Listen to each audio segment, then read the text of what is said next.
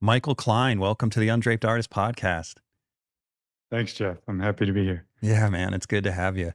So, yeah, and it's good to catch up because I haven't seen you in, what was North Carolina? That was like, Yep. how I many would years say ago was probably, that? yeah, maybe like, I would say 6, something Yeah, like it's that. been a while. And then the last Yeah, time you yeah. came, I wanted to ask you about this actually, because you were at my studio. I remember because I know the painting I was working on. My daughter was 7 because she was a model in it. She's 21 now.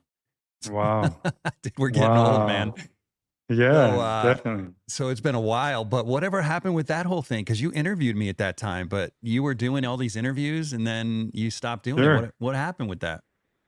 Well, that was like, it wasn't pre-YouTube, but it was definitely close. It was it was 2010, and it was my journalistic effort to try to curate art and artists into a single location. But essentially, that's what I'm doing today with the museum. So Yeah, we got to talk I'm still about that. doing it. It's just Physical, yeah, analog. Yeah.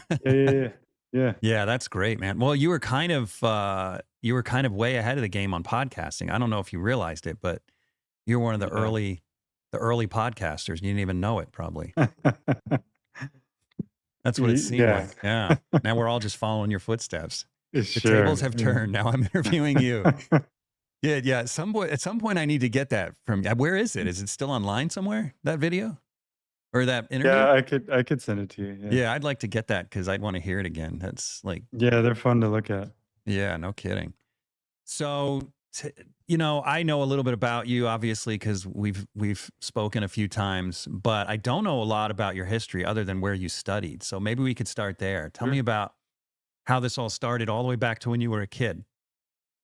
Yeah, so I'm 44 now, and I started oil painting in my garage alongside skateboarding when I was like, 8, 9, 10 years old.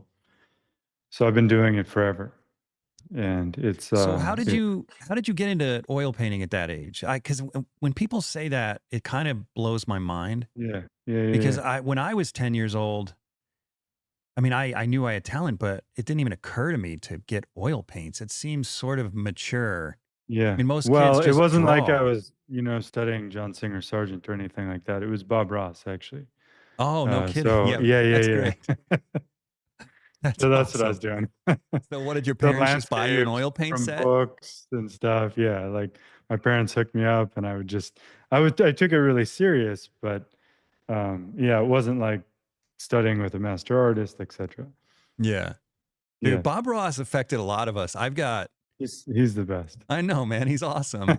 I've got 2 paintings in my house. So I never painted till I was, well, okay, except for these 2 paintings, maybe 3, if I remember right. I didn't paint until I was 26, but I borrowed a friend's paint set when I was a teenager. I was probably Okay. 16, 17, and I painted 3 Bob Ross-esque paintings, and they're still hanging in my mom's house. It's a nightmare. I just need to burn them. But I That's think funny. anyone in our generation was influenced by Bob Ross on some level, it seems like. Yeah. So I did that, and I grew up in the Midwest. I grew up in North Dakota. So there just wasn't a lot of access to, I guess, higher education, museums, that kind of thing. And it wasn't until I graduated I was able to get out of Minot due to my artistic skills, I guess. I got some scholarships, but I ended up turning them down and pursuing the Atelier route, which is kind of, it's common now, but at the time the internet was just kind of, we're talking 99. So the internet was new, and there was a school in Minnesota that her husband was into like web development, and he had a website, and we stumbled upon this school that offered drawing and painting from life, etc. And I jumped on it. Why did you jump on it? It wasn't it kind of I don't know. Wouldn't that be kind of a scary thing when at that time everyone was doing university education, even for the arts? So you were sort Yeah. of paving your own path, you know? Yeah, I was pretty clear that I didn't want to go to a university. Just Why? it was just the way that I was wired. I couldn't do it.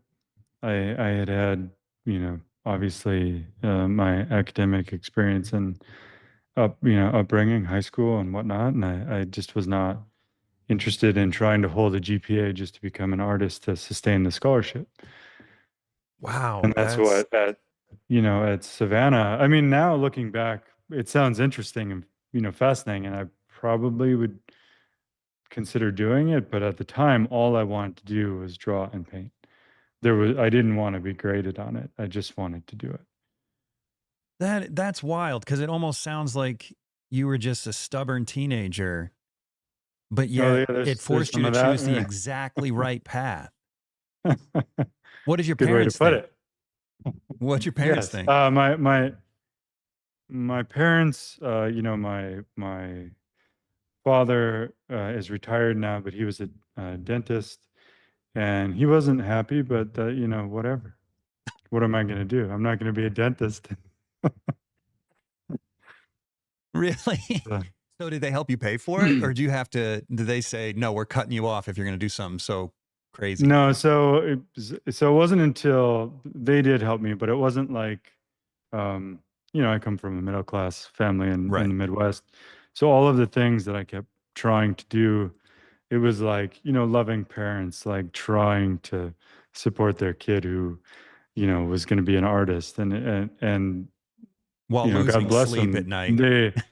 there was no, literally, like if you were to run a line from where I'm at right now to when I was 18, there's no way ever, ever, ever you could possibly imagine. So, yeah, they just supported their kid. I mean, that was the best they could do.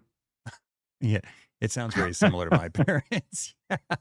They're like, fine, you want to ruin your life, but then we're not going to sleep until All right. you have a steady job. Yeah, Yeah, that's so that's nuts. kind of the story. So I went through 7 years of Atelier education, kind of the workshop environment. I went to three different schools, and as soon as I got out of school and What were the to three? the You already told it us the first was one. so it was the first one, that was that initial one, was Minnesota River School of Fine Art, which had everything. Figure drawing, still life painting, cast drawing, whatever I wanted to do. I just first spent a year kind of doing everything. Was it a good school? Yeah, it was okay. She studied with people who had studied with Richard Lack, so it was kind of that Mm. tradition, of trying to. But the thing that was different that worked to my advantage was she didn't want a rigid system. She didn't want the dogmatic approach of the Atelier system. So Oh, she allowed me to do everything. So it wasn't like I had to do 3 years of drawing before I could pick up a brush. I was painting the figure when I was 18. I was, that kind of stuff. I was doing still lifes, cast painting, cast drawing. It was all at the same time for that first year. And then I realized I needed some structure. So then I went to like the school that was handed down from Richard Lack to his to assistants, students, um, and I spent a couple years there, and that was called the Atelier. just the Atelier? Yeah, in Minneapolis, it was called the Atelier. Oh, That's how no they. kidding. Yeah. Hmm. Okay. And and then I saw an article on the Water Street Atelier in Brooklyn in an American Artist magazine, and I dropped everything and moved to New York. Dang, you got balls, man. So 22 years old, I went to New York and stayed with Jacob. Really? Yeah. That's wild. So did you finish before they switched from the Water Street Atelier to Grand Central I Academy? was in transition. So I did my interview at Water Street, and then Jacob was he had just purchased a home on the Upper East Side, and Jacob Collins was teaching out of his house on the Upper East Side. So that was the time that I was there. Hmm. And what was that like? So it was crazy. I think it was exactly what I needed because, again, it was less formal and it was drawing and painting from the figure 5 days a week. And then the afternoon, we could do whatever we wanted. Whatever And you you wanted. yeah, so like you could do still life, you could do copies, you could go to the Met, you could do whatever you want. It was basically you could paint at home. It was kind of like you were expected to figure out your education. But what was his role then? If you could do whatever you wanted, if let's say you went to the Met, did he look at what you did at the Met or if you painted at home? So you just taught yourself?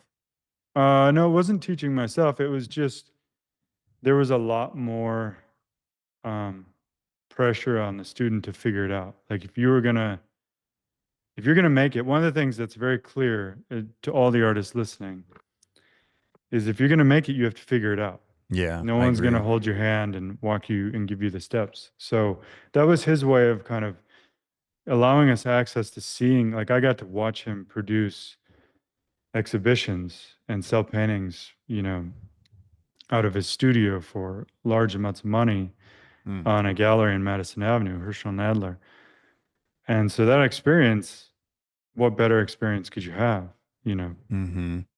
um, so yeah, it was. Sorry, the clouds coming by in the studio, so it's really throwing a harsh light on me. No, it looks good, man. Your picture looks way better than mine.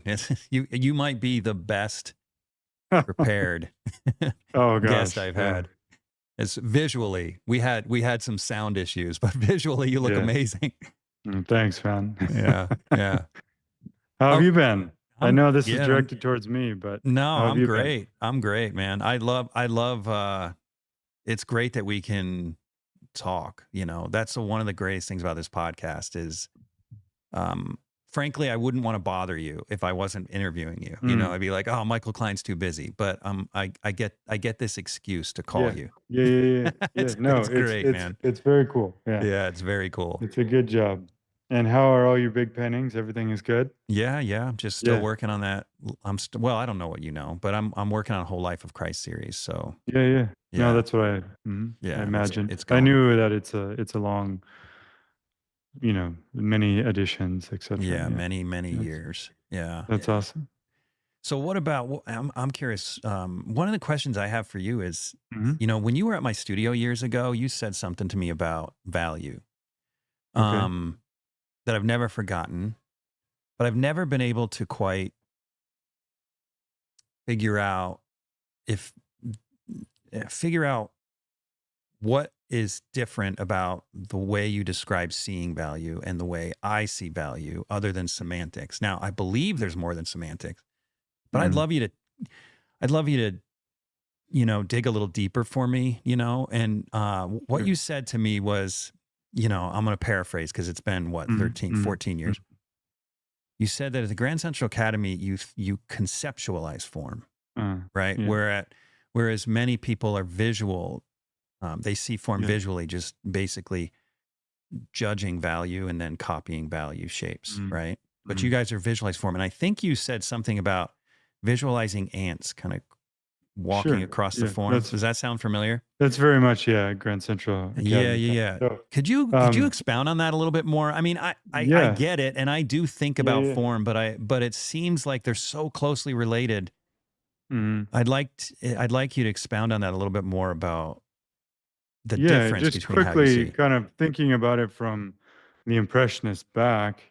Yeah. The Impressionists view the world through kind of optical, dot for dot, almost like a printer.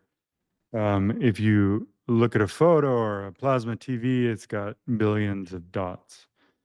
And the whole idea of academic art is that you reconceive a world, whether it's through anatomy, perspective, volume of form, the light, etc. It's all conceived of, so it's all conceptual as opposed to just kind of this human instinct of kind of matching of what the Impressionists were so fascinated with. And so rather than seeing something and putting it down, you see something and you just question why that's happening, calculate everything in your head, and then you paint it as what you understand it to be. Ah, so So it's just so a it's about process of, reverse engineering.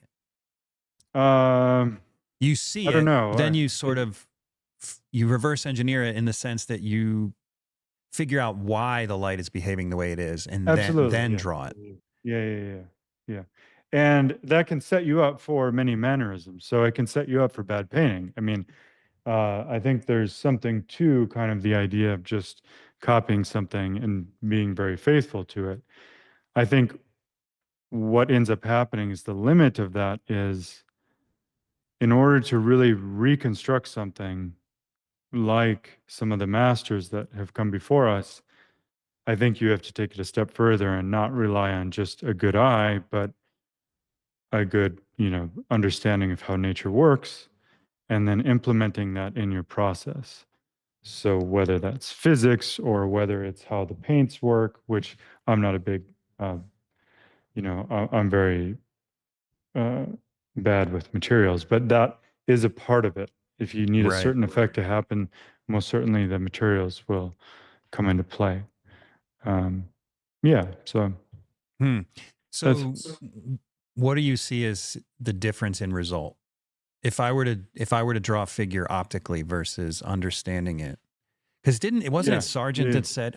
First of all, let me say this: I find myself doing that yep, instinctually, right? Because it yep, helps me by understanding the form. It helps you, or me personally, to not miss things, right? That I'm. sure, It's sort of like understanding anatomy helps you to know, okay, where all the bumps are, so and what the yep, bumps are, so that way you don't accidentally put a bump in the wrong place because your visual sensitivity is just not quite refined enough to get every yep. bump in exactly the right place unless you know what that is, right? That's exactly it. Yeah. Yeah. Mhm. Yep. So is that would that be your answer then? That by doing it this way, you just avoid making clumsy mistakes in observation? There's, I would say it's a filter of how you view things. So there's a direct result of if you're thinking a certain way, it's going to come across slightly different. Whereas if you're thinking like an impressionist, you're going to get a more energetic, kind of lively, broken color. If you're thinking more like, Holbein, you're going to get a very tight, kind of stylized, rendered um, painting. And so they're just Mm-hmm. different, they're different outlooks on how you approach it. So yeah, So it it's just does a different affect the filter. aesthetic in It general. does. Yeah. Hmm. Do you Yeah. find that it causes you to edit in order to accentuate the form, or does it just lead you to the Uh, same result, yeah. just a different direction? Well, I've changed over the years. I've become like my early work when I had first come out of school was different than my work now. Hmm. So I go back to that original influence of the Impressionists when I started. So that school that was in Minnesota greatly affects just my natural inclination to put down paint. Right. So I've gone on my pendulum, it just swings way the other direction. When I was in New York, I was forced to be on the form and kind of conceptualize everything is where now I'm just so much more of a it's definitely a mix of the two. Yeah, that's where I feel like I am too. Mm. Or whatever. It seems like whatever works, you know, Sure. whatever gets me there. So, Yeah. okay, good. That's kind of what I thought. But, it's funny for 14 years, I've quoted you and thought about that conversation for all of this Yeah. time and I mean, just, I talk a lot about conceptual and optical. So those are those are different things. yeah. Conceptual is you're thinking about it. And I think you do that a lot. That's very evident in your work. If it's only optical, you're relying strictly on how you're perceiving the optical effect to be happening. And if you're lacking knowledge, your painting is a result of that lack of knowledge. Yeah. You know where I've found that conceptualizing is most critical is since COVID when I started using photography again. Okay. You did. Like, Yeah. yeah, Was that there's no way first? I'm Yeah. just going to copy. You just can't. You have Yeah. to Yeah. think Yeah. about light logic because the Sure. camera Hmm. just doesn't capture it Yep. correctly. Yep. Yeah. Okay. So you went to Grand Central Academy. So, and the total of the three schools was 7 years. Yeah. And then what was next? How did you get started on your Oh, professional path? yeah. So, I mean, in 2000, so it was about 6.5 years. It was um, 2005. At the end of 2005, I started working with Arcadia. And at the time, I was 25. And so then I um, was able to move down to South America, build a studio.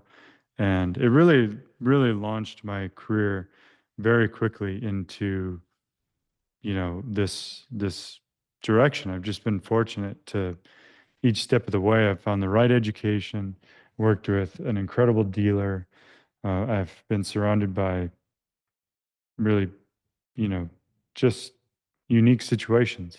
Yeah, you've had a wild life. I want to get all of this because I know enough to know that you've been kind of you've been kind of ping ponged around all over the Oh, place. I You've go done all over just the place. about everything. Yeah. And I don't want to just summarize it all right now. I could list like five things that I know you've had you've been involved in, but I want you to tell us about it. Um, but okay, so the first thing you did was Arcadia, and I remember I was following you back when you were in South America, and your wife is from where are you from Costa Rica, right? Argentina. Yeah. Oh, but weren't Argentina. you in Costa Rica though? No, Argentina. Oh, Yeah. you were in Argentina. For some reason, I thought Yeah. you were in Costa Rica. Yeah. Okay, I still have your videos on Yep. DVD where you did those incredible interiors with flowers. Yep. Oh my gosh, dude, those are That was old beautiful. school. Yeah, that was That is tape. so old school. It was That was taped. that was tape. Yeah, they were Yeah, times have changed. Holy cow. Yeah, those were little mini cassettes that were, yeah, That's wild. That was crazy, such a right? great video. It's still such a great video. Oh, Yeah. Do you thanks. even have those in stock anymore? Or am I I one of the don't. No, four? Dude, I I stopped bet they're selling worth something. I bet they're worth something on the them. No. on the secondary market. Yeah, right. Shoot, man. Maybe, yeah, maybe I'll pawn mine off for no, I want to keep it. That's funny. Yeah.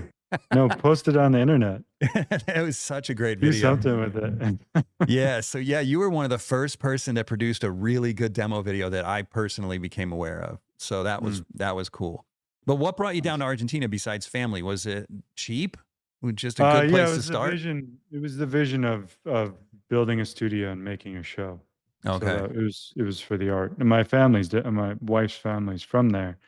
So kind of the vision in my mind was, okay, everything is incredibly cheap. I could build the custom studio how I need it, and I would have access to a bunch of models because of all my family members down there. Right. So it was like the perfect kind of scenario coming out of school. And then the other thing I was thinking is, if you have all these people who are training and having these incredible careers like Sarah Lamb and Michael Grimaldi and Dan Thompson and Jacob Collins, et cetera, et cetera. I was like, what am I going to do that's different?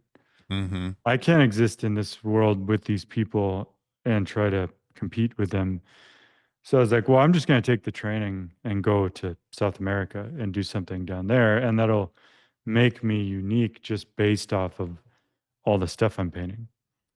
That's So that smart. was, yeah, that was the plan. And it ended up working. People were intrigued. The collectors that Steve was able to find were fascinated that I lived in Buenos Aires, and yeah, it ended up working really well. Yeah. So at what point did you meet your wife? Was it in New York? uh, when I was a student in New York, yeah, Okay. 2003. And what I'm Yeah. just curious, what brought your wife to New York from Argentina? She had taken a culinary course in Florida and liked it, and saved up money and came back to the States. No kidding. Yep. So what And was her role in all of this? How has she been involved in your growth as an artist?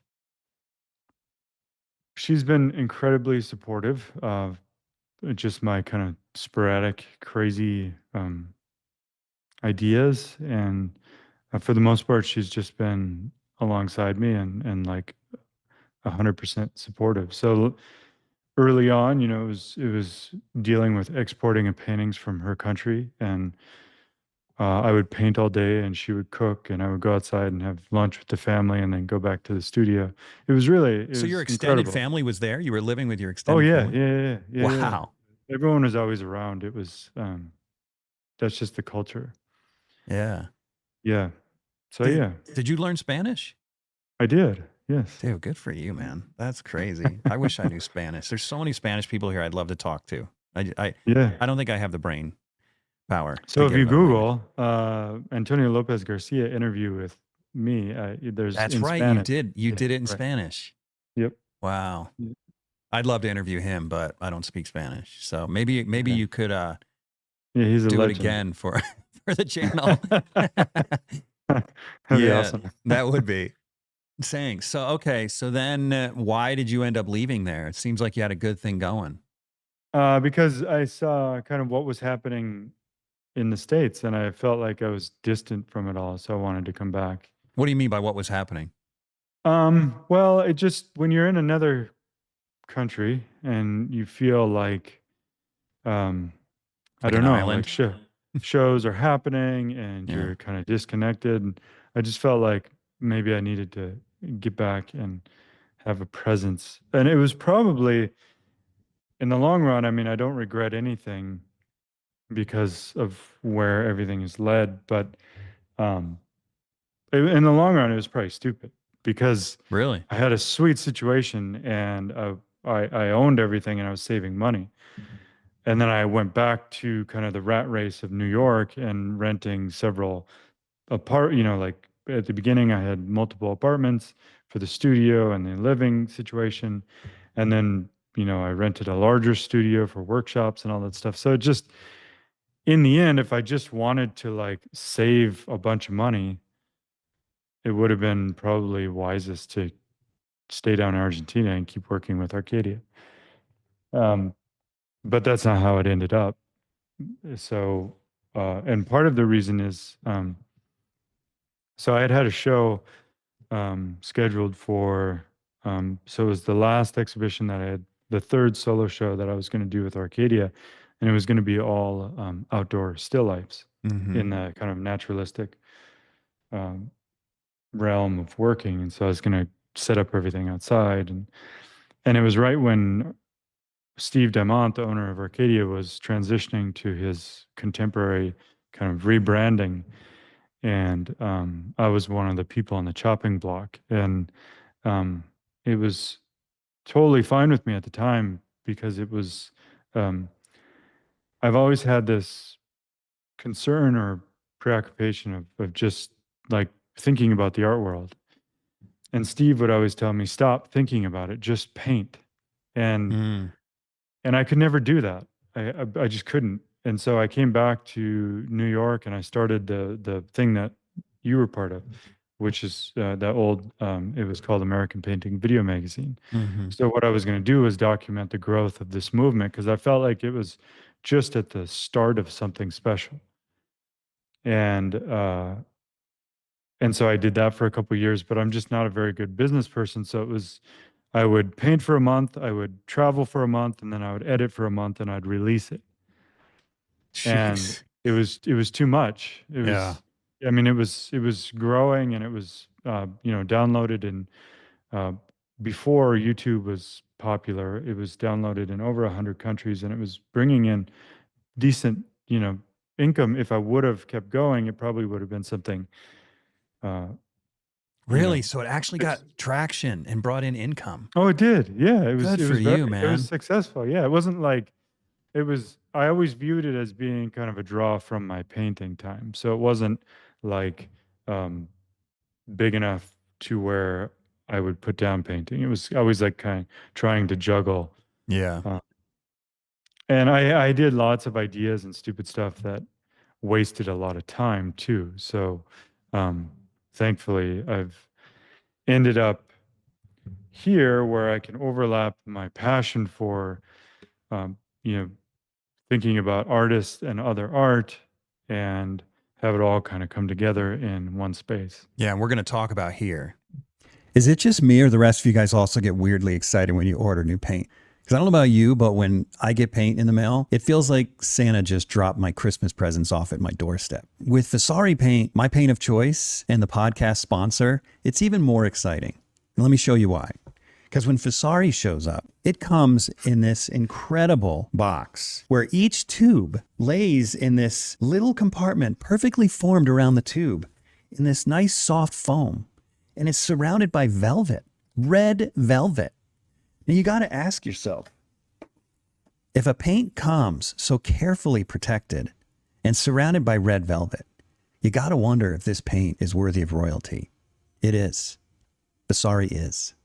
So if you haven't tried Vasari, you're seriously missing out. And the thing about Vasari, it's not only the best paint out there, it's also made by an incredible company that's been around for 30 years and knows its customer by name. Do yourself a favor, go to vasaricolors.com and order yourself some for your next painting. But since this is your final destination, let's talk about all the other things that you got through first. It's too many. It's too many, but it's so interesting. Okay, so after the magazine, you let the magazine go. Did it sort of fizzle out, or did you just No, I stopped cut it cold? I just literally just stopped. And it's like, was that hard to do? I mean, mentally, emotionally, to just let something you built go, or was it kind of a relief? I don't know. It's hard to say. It's hard to say because it trickled on for a while. I stopped.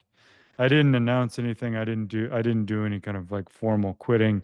The website just dragged on forever. It was not a good way of quitting something, but I just stopped and it just kind of fizzled out. I'm just amazed that you did it before YouTube and podcasting, because you had to go the old school route.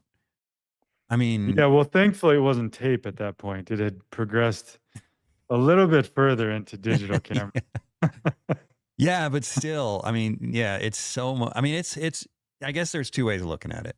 And one, you were smart enough to be right at the beginning of this whole long form interview movement. I don't even know if you realized it at the time. So I guess that's a plus for you. But the negative is there just wasn't all the technology to support it. I mean, it's a great time to do it now, but there's also so much more competition now, right? Because you were it. Everybody's doing it. I mean, that was it. Yeah, it was like, it was me and Art 21, which is like a PBS, and everyone thought that I had a big team, and I was doing it all by myself, and it was a lot. It was overwhelming. Holy moly! And like I said, I just, in order to do business, I've run 3 businesses now, and I'm just not a very good business person. What is it about you? What is it about you that's not good at business? Because I think with business, so let's just take my last business, which I'm still running, which is the Pashad Palette. And no, you've had 4 businesses then. What about East Oaks? Well, that's the third. So it's American Painting Video Magazine, East Oaks, and then Pashad Palette. Yeah, but then you got your museum. Well, no, so I'm a part of the museum. It's not my business. Oh yeah, Does that make sense? It's not like my it's not like an LLC that I okay. So officially, you've had 3 official businesses, like legal businesses. Okay, business, yeah, and so I do it because I'm passionate about it. I find it fascinating. I think that whether or not I want to try to hawk it to everybody and promote it is another thing. But I do it because I'm passionate about it, and until I do it, I can't get it out of my head. Oh man, we have a lot in common that way. Yeah, it's kind of like when the idea is there, unless either I somehow force myself to stop thinking about it or it actually happens, I can't stop. You have to either let it grow or let it die. Yeah. Yeah. Yeah, dude, we have a lot in common there. There's like a dozen businesses that I would like to start if I had 12 of me. Sure. right. and And it's it's not a, torturous. yeah, it's not like, you know, you're not being, you know, arrogant by saying like if there was just 12 of me, but the reality is that you can't be everywhere. No. No, it's not that 12 And other people can't do it. It's that 12 other people don't care about it. right, yeah. Right. There has So to be yeah, 12 right. of me because only 12 Yeah, of me would care. yeah. Yeah. Yeah. So yeah, that's um and then yeah, so the in between all of that, in between the now and the American Painting Video Magazine stuff, we started a group endeavor, which was the East Oak Studio, which I'm no longer a part of. But that was the idea, was to create a community of artists to produce content to then go back into the community and support the community. So it was just a way of starting another company to kind of fuel the things that we love to do. Yeah. So how did Yeah. that start? Whose brainchild was that? I would give the credit to Joshua LaRock because Really? He was the he first one was, out. well, that's he's good at foreseeing things. So he had the idea and he saw that it wasn't working, and so he exited. Oh, okay. And so I think that in the end, it's worked out great for everybody, and we're all doing what we want to do. And so, Right. but yeah, it was definitely Josh's original idea. Okay. And so that's still running um today and it's I think in so. Yeah, yeah, I'm certain it is. Yeah, yeah. Yeah. yeah. I don't know what they're doing. I don't follow it, but Right. yeah. Right. Okay, so then when you decided to exit that business, Mhm. then you moved to from North Carolina to New England. Yeah. So I was given this job and opportunity, and so I stepped down Well, how did from. that come about? Oh, well, that's a great story. If you want to, I Oh, I mean, you're, want it. Yeah. yeah. Heck yeah, Okay. man. So, uh, Well, here's why I want it. yeah. There's a lot of reasons I want it. But Mhm. one is that you acquired the painting that beat me in the Portrait Society of America. That's So I've awesome. got a little bit of a bone to pick. No, it was well Should have deserved. won, and then we would own your painting. No, well, I couldn't have given you my painting because my wife would have killed me because it was of Okay. us. It was the family portrait. Family Yeah. portrait, yeah. Yeah. Yeah. But dude, that painting Okay. was sick. That Yeah. painting He did a great job. by Jeff Jeff. Larson, Yeah. Jeffrey Larson was Yep. Yeah. He's amazing. great. Yeah. So Anyway, yeah. So the way that this came about was, I'm giving a talk on it tomorrow. It's a really, you know, unique, incredible story that wouldn't, you know, be, you couldn't replicate it if you tried. So the the the owners of the museum, the very first acquisition that they ever purchased was a painting of my wife that she saw in a gallery in Arcadia Gallery in the window, like way back in the day when I first started working with them. So this painting of my wife hung on their stairwell leading up to their bedroom, and it just kept drawing her in and drawing her in, and they became really pretty avid collectors and purchased a ton of art from not only Arcadia but just a lot of the galleries. They really enjoyed supporting the galleries and being were they part of. young collectors when they bought yours? Yeah, they would have been in their 30s. So yeah, so you started Yeah. them off on this journey Yep. without knowing it. Okay. Yep. So, so then years later, she visited our studio in New York. We had a really beautiful studio in Spanish Harlem, um, and we kind of became friends through Instagram and social media and whatnot. At that time, it was just starting, and so she asked me if she could pass by the studio, and I did a little sketch of her, and it wasn't. I just, you know, it wasn't. She told me that her husband was in the construction business, and I don't investigate people's backgrounds. Um, and so then just through friendship, and they had collected several of my larger paintings, I did a direct sale to them of two paintings, two still lifes of mine. And then a couple years later, she asked me about because at that point we were friends, and so she was just asking like, if I wanted a portrait commission of my husband and I, what would you suggest I do? So I told her what she should do. I said you should get all your favorite artists and you should contact them and see what the procedure is. Some people will work from photos, some people will work directly from life, and you'll have to set time aside and work with them, etc. And everyone will have different prices. And so I sent her images of some people that I thought that she should contact. And a couple weeks later, I reached out to her and I just asked her if she had been, if she had decided. And she said, "Oh yeah, actually, we had talked about it briefly." And she said, "We'd like you to paint our portrait." And so, me being the art lover that I am, I was being like, just like I curated the American Painting Video Magazine, and just like I curated things at East Oaks, I was legitimately like sending her the best portrait painters out there. Mm-hmm. And texting her images of artists' work, and because I don't consider myself to be a great portrait painter, and every I like figurative work. I don't feel like I'm a master at, or I don't feel like I excel at it.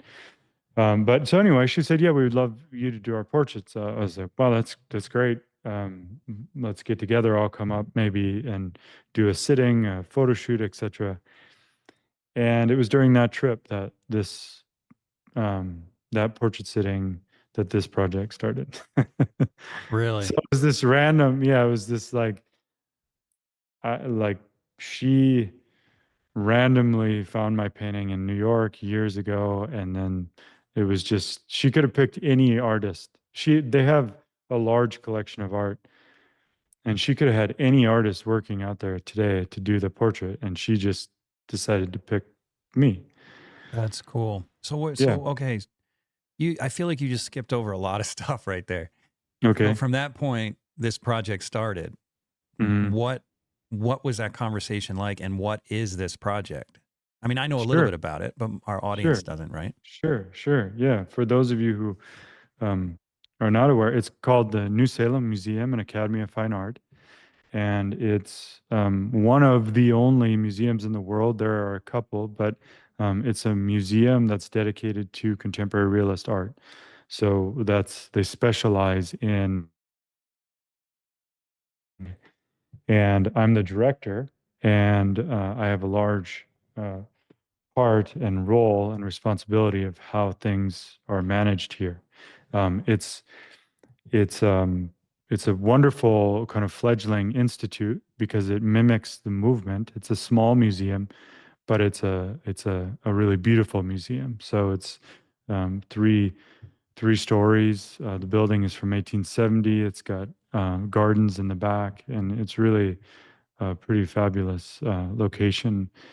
And so when I was hanging out with her for this portrait commission, I basically just asked her if she'd ever considered, um, displaying her art. She must have had a pretty sick collection at that point. Oh yeah, no, yeah, they have. I mean, it's amazing. All the great kind of So contemporary paint. they've got deep pockets then. They're not just buying little Well, tiny so paintings here.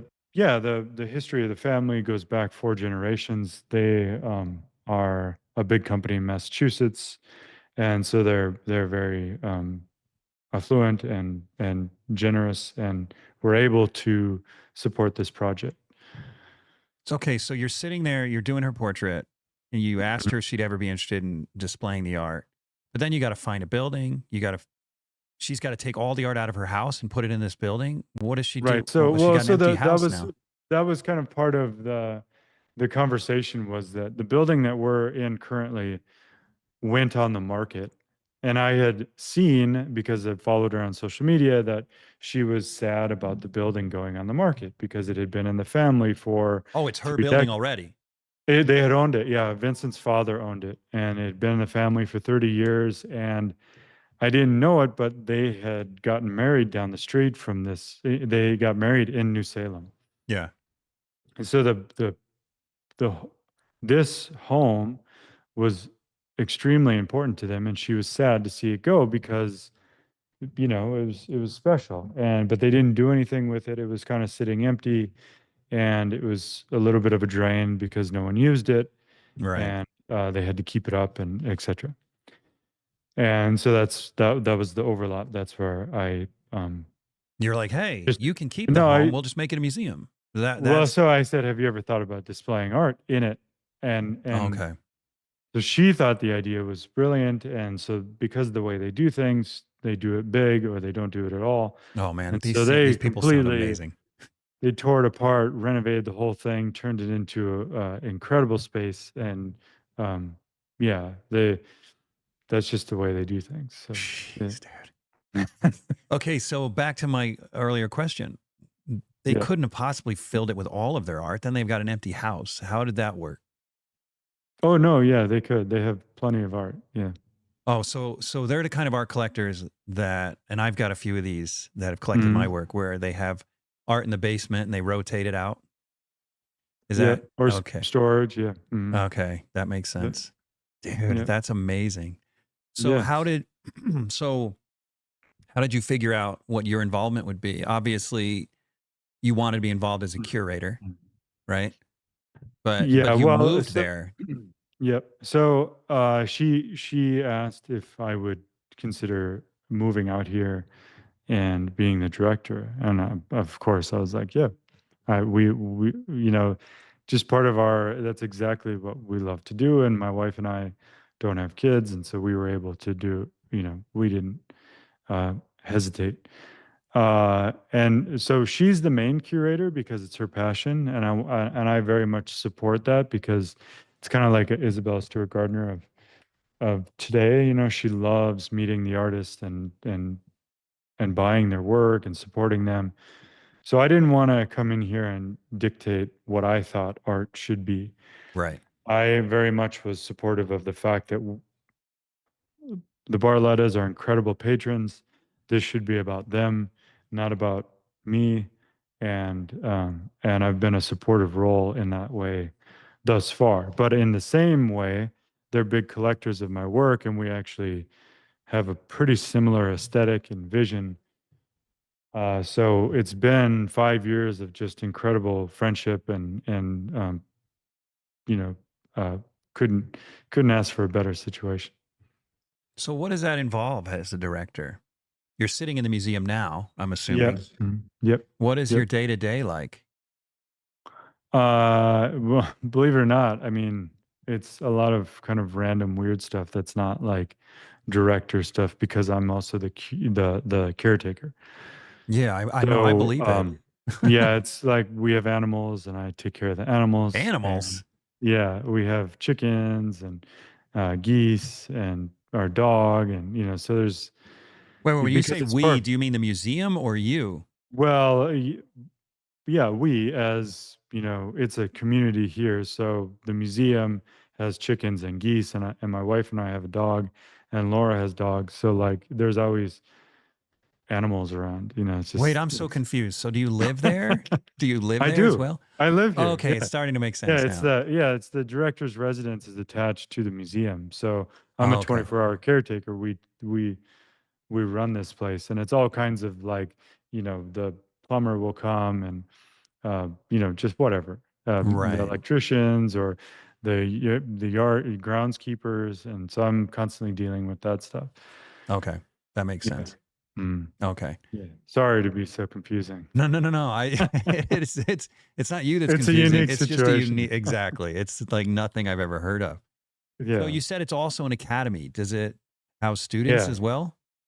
Yeah. So just to kind of plug a little bit and to get into Oh, kind plug of as much as you want. yeah. Yeah. So the vision with the competition is to so the academy was to replicate a little bit of what I had my experience of studying with Jacob. So next week we have Stephen Bauman and Cornelia Hearns coming to teach for 2 weeks. And I really wanted to try to do longer workshops. They're going to teach two consecutive workshops for 2 weeks. So it's not quite the vision um, that I want to do. Ideally, I would like people to come for like 3 weeks and live here and receive applicants and choose the artists that they want to have take their workshops. But we just open it up as just normal workshops because we wanted to get people in here. And so it's basically it's a space where teaching happens. That's the academy portion. Okay. The competition is connected to that because what I want to do is I want to kind of generate excitement around uh, uh, an exhibition that people want to be part of and they want to win. For example, the Porch Society. So the Porch Society is now, I think they do 50,000 every year Mm-hmm. as it Well, the past established 2 years, as it seems yeah. established. So Yeah. that's huge. Mm-hmm. And so that's kind of the idea is if you can get um, a prize big enough where people really feel honored to be part of it and win it, that's what I'm trying to cultivate with Yeah. the Then you draw the competition. big names. Yeah, and then the difference of ours and any other competition is that the artists, the finalists, are going to judge the winner. So yeah, What? yeah. So that's the kind of so So we're gonna try obviously to you pick can't vote for yourself. yeah, right. Right. So you vote Yeah. for whoever else you think. Well, So I've most of known us enough don't think we painters. deserve to win at all, but let's assume Yeah, you thought you deserved to win as a you finalist. couldn't vote. You You couldn't vote couldn't for vote for yourself. yourself, so you picked the other person you think should win. Yeah, Okay. yeah, No kidding. That's brilliant. Have you ever heard of that yeah. So before? no, no. You I came mean, up I with that? haven't. So just because I'm an artist first, Yeah. director second, I was thinking, what do artists typically kind of talk about? And I've always sensed or felt that the artists have a pretty good idea of what's going on. And so I wanted the artists, I felt it was the most kind of democratic way of saying that the artists are going to select the winner. They're going to choose the winner. And then the person who receives this award will not only get we're offering 25,000 for an acquisition award. So we're going to get the painting, but um, it's, they also get the excitement and kind of honor of the other finalists voted them best painting. Yeah. So I Yeah, think it that's works. smart. You know, in the Yeah. contests I've been involved in or even just observed from outside, the artists who are the finalists never agree, well, rarely agree with the winner. I think this year, I'm not Mm, just saying this mm, because we just talked about it, but I think this yeah. year Yeah. the gossip around the Porch Society was consistent with the winner. I think That's interesting. Yeah. yeah, I think Jeffrey Larson totally deserved it. But Yeah. It's a pretty epic portrait. yeah, but that's not always the case. There are some years where all of us are kind of like, that is what in the heck were they thinking? It should have been so and so.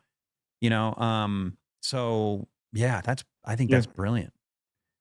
I mean, it's the fun thing about this and is that I'm able to kind of test my theories, I guess. It's Yeah. like I'm able to dream and kind of see if it becomes a reality. So I think that the artist will do a good job so long as, we do have a judging process. We're going to select the finalists that fit into um, our collection and kind of curating art according to the institution and what we want to be hanging.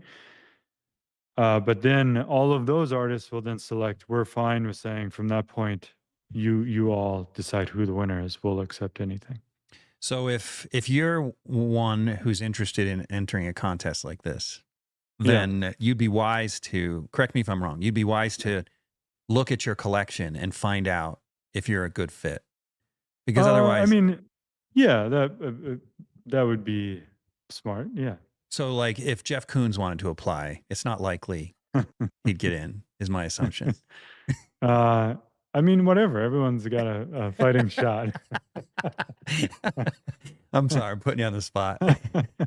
I haven't Yeah, I seen mean, no, we're trying to cultivate like uh, uh, you know, uh, a place where excellence kind of rises to the top, and that people who have been working their entire life and career can Yeah. really feel like they've accomplished something. Yeah. That's Yeah, awesome. So yeah. how many paintings do you guys have in the collection right now hanging on the wall? In the building, we can hang about uh, anywhere from 65 to 70 paintings. Man, that's quite a bit. Yeah. So what's the Hmm. square footage of this place? It's around, depending on how you calculate it, it's around 8,000 square feet. Oh, it's a big, big Yeah, place. it's a old historic home. You know, a big portion of it is the studio upstairs that I'm sitting in. So, but that's kind of that's the you know the story that's being told is you're walking through two floors of contemporary art and made by masters of today, and then on the third floor you enter into this magical space that's where it happens. Right. So it really is neat because if you're on the first and second floor, you would never imagine this kind of really. Um, it's almost like all the interior of this space is natural wood color. The floors are really beautiful, dark gray wood, and the easels. Are you familiar with Curry Frames? No. Yeah. He's a framer out in New York. Curry Frames did our frames, or sorry, our easels. So they match the decor. It's extremely Wow. custom because the owner is an interior designer. Oh, So everything is custom. wow. My Yeah, it's gosh, it pretty sounds pretty amazing. unbelievable. Yeah, Man, and you've it's been real. at it for 5 years now? The project has been in the works 5 years. We've been open 1 year. Oh, okay. Yeah, So when did you actually move in? we moved in 3 years ago. 3 years ago. Yeah, Okay. so I So do you moved to see this as a Massachusetts. long-term thing? It's Oh Are gosh, you this gonna is die and be life. buried in the basement or what? Pretty much. Yeah. No joke. Unless you piss off the owner. It's super funny because the owners, even though they don't spend a lot of time out here, they did get married in this town. And when they started the museum, they bought their burial plot in the Oh, so cemetery you're down the street. And serious? she asked me if I wanted a couple. I was like, I don't think I can go there yet. I don't think I can buy my gravesite quite yet. Yeah, give it a couple years. That's So, funny. You're but like, "No, it's not close enough to the museum. I was hoping for downstairs somewhere." I need the garden. Oh, that's too funny. Yeah. Man, So that's yeah, awesome. What a it's dream. definitely a life work. The way that the family operates, because they're a big company, they treat their employees like family, and so it's a long term. When they signed us on, it wasn't they weren't thinking about firing us anytime soon. They knew it would be a long term Yeah. project. If it's not Mhm. broke, no reason to fix it, right? Yeah. Hmm. Yeah. Yeah. Man, what a cool thing. What a great service you're doing.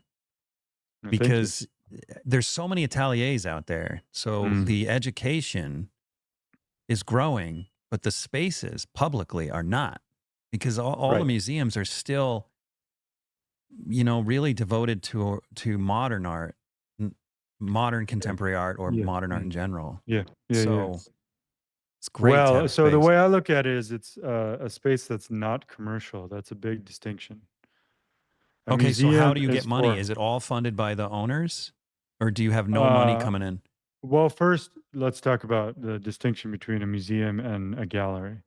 Yeah. Uh, commercial kind of commercialism and the way artists have to kind of bend the knee to the collectors and the galleries is just due to the reality of life. You got to You know, feed yourself. I've painted so many floral paintings because up until this point I had to survive. You know what I mean? It's part of being an artist. You have to figure it out. Um, and but there were many paintings that I painted thinking that they would never find a home. I painted them for the sake of painting them.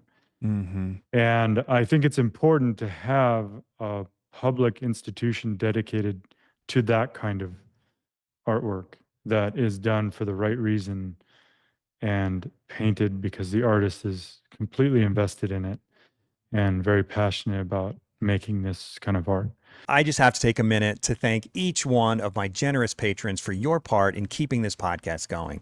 I could not continue to do it without you, so thank you so much.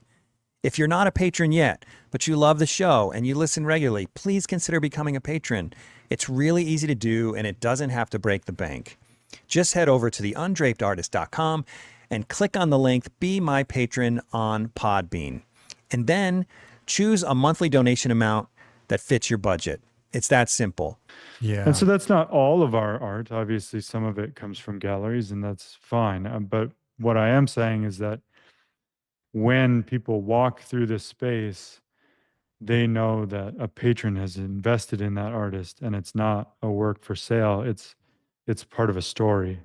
It's part of a permanent collection, like when you go to these other museums that are, whether it's much larger institutions like the Getty or um, Whitney or any, it's they have a story behind them, and so Mhm. our story is that Mrs. Barletta is buying these works because she loves it.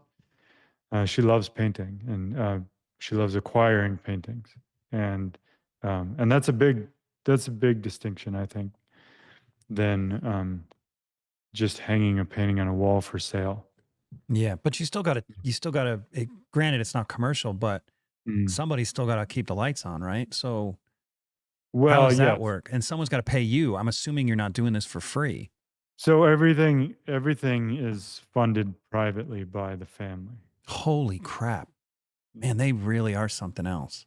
Yeah. That's amazing. What a So gift to society.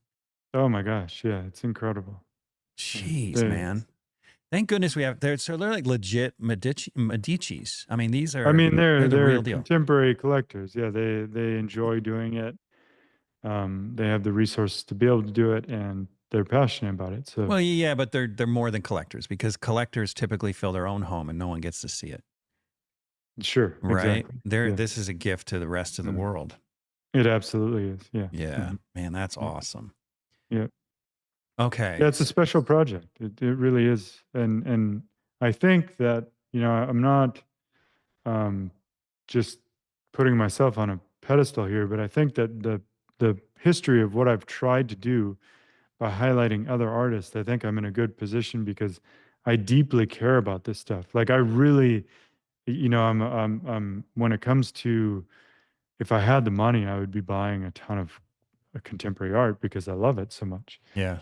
Yeah, Um, me too. and so, it's just one of those things where it's like I really like what other artists are doing to the point of almost like a fault. I would rather talk about what someone else is doing than my own work.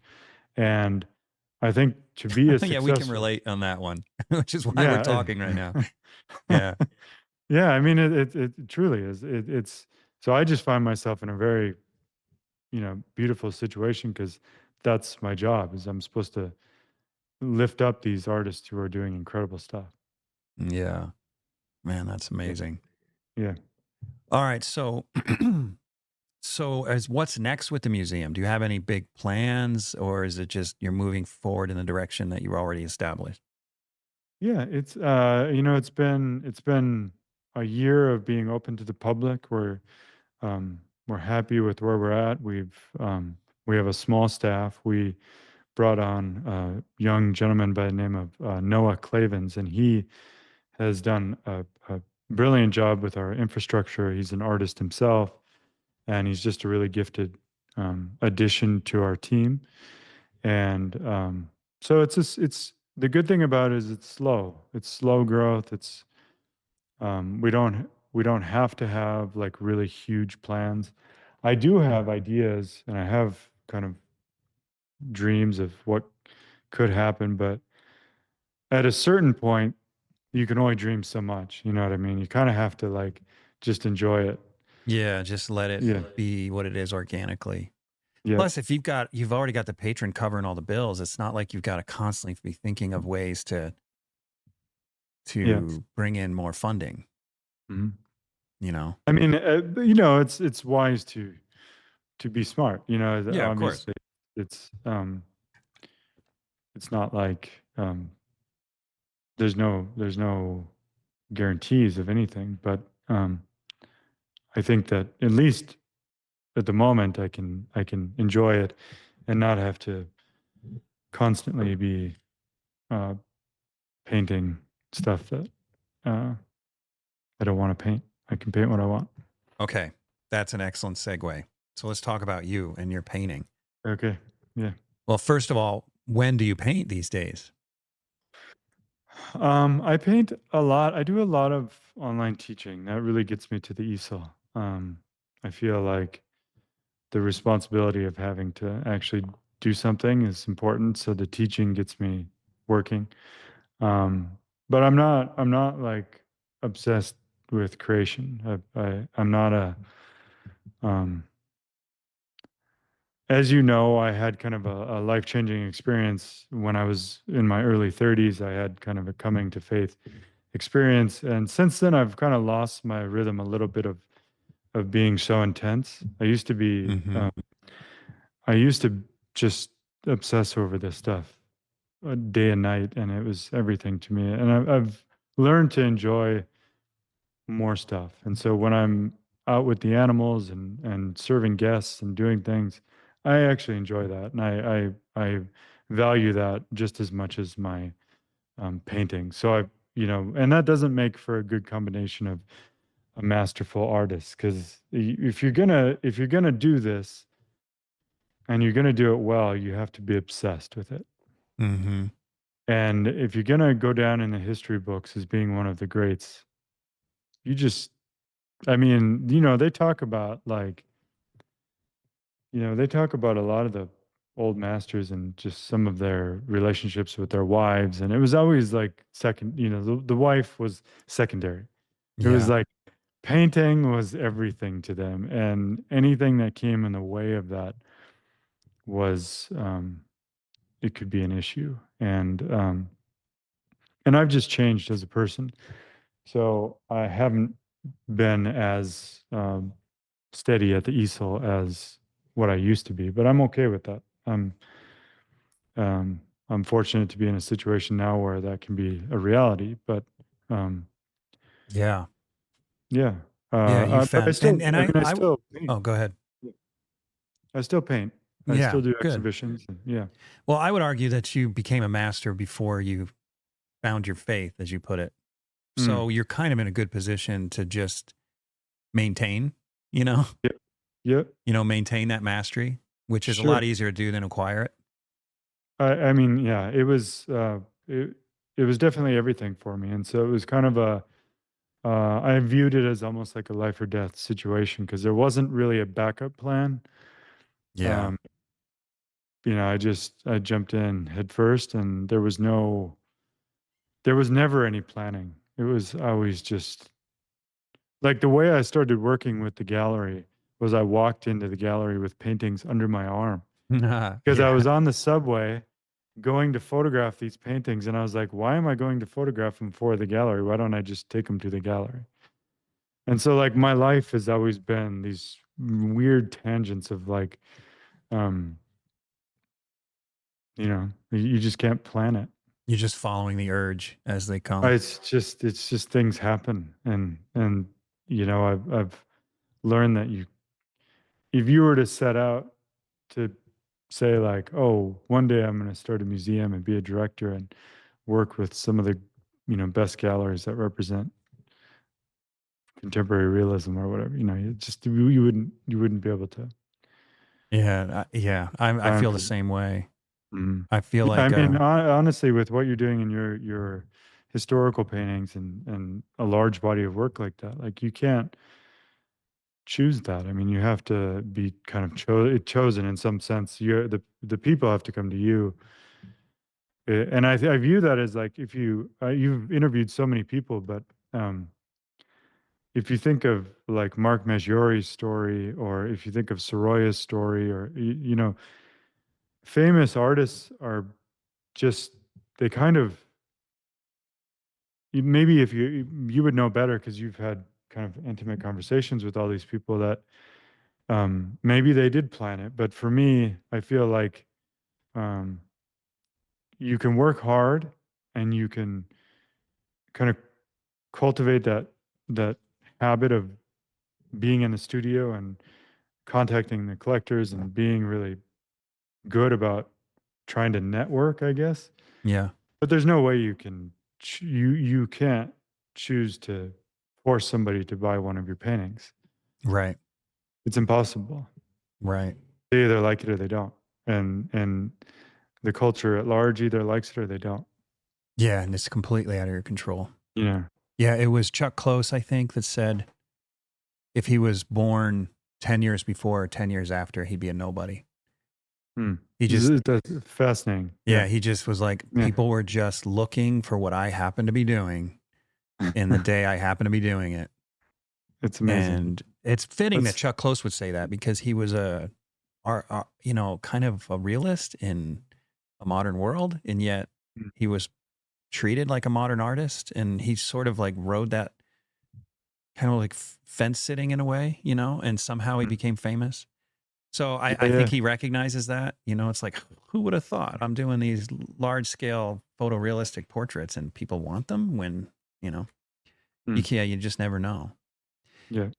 Yeah. And to another point you made, I was just watching a video and this goes to something I've brought up before. I don't know if you've ever read the book Atomic Habits.